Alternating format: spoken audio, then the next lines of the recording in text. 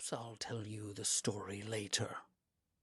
For now, let's attend to business. I need a lair.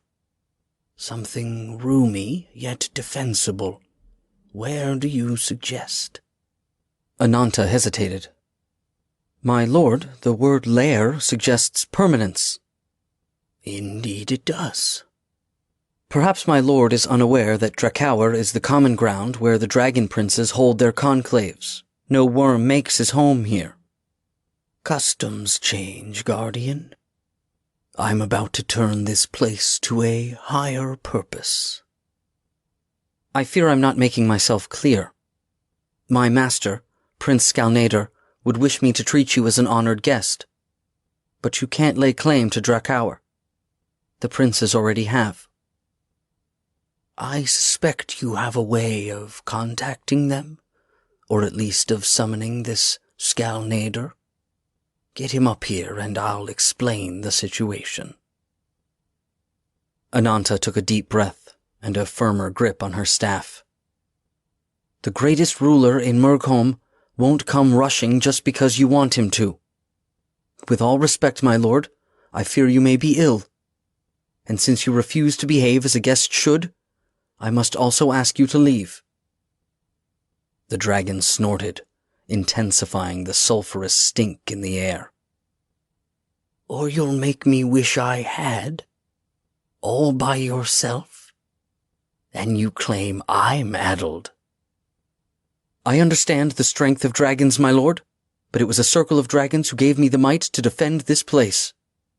She drew a tingling surge of power from the staff into her body, then took another deep breath and blew it out again.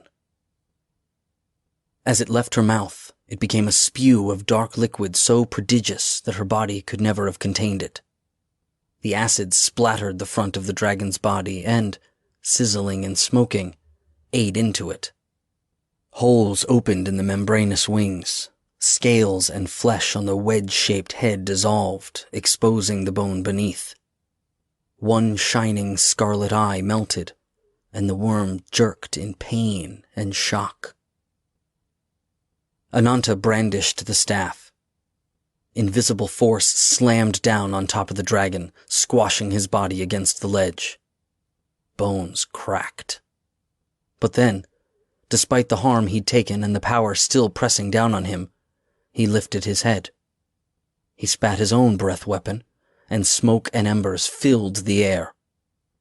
The vapor blinded her and seared her, and she hissed at the sudden stinging. At the same instant, she heard a dragging sound. The dragon was crawling despite the magic shoving him down. She hurled darts of green light at the noise, and the missiles vanished into the smoke. The sliding sound continued, proof that the new attack hadn't incapacitated the dragon either. Worse, the reptile would haul itself clear of the zone of pressure in just another moment.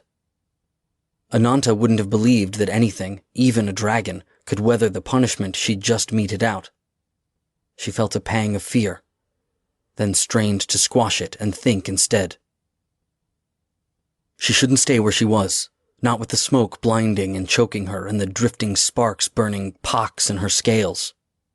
Better to retreat back into her cave, where her colossal opponent would have trouble getting at her. Praying that he couldn't see her any better than she could him, she backed in that direction. Cold stabbed into her torso like a knife. The magical attack staggered her.